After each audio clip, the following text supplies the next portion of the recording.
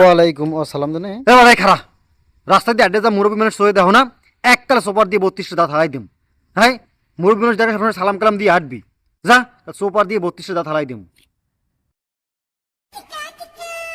ওকে আয় এবারে তোর হইস কি তুই ওরমই রইস কা হইস কি তোর দাঁতে ব্যথা করে দাঁত হালাইতে যায় ডাক্তার দ্বারে।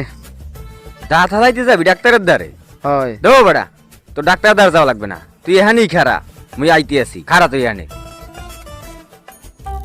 ও কাকু এ খারান খারান খারান আপনার লাগে কথা আছে, হোনেন আরে খারান বাজান হোনেন, এদিকে আন আপনার লাগে কথা আছে, আন এদিকে জরুরি কাম আছে, এদিকে তো আন।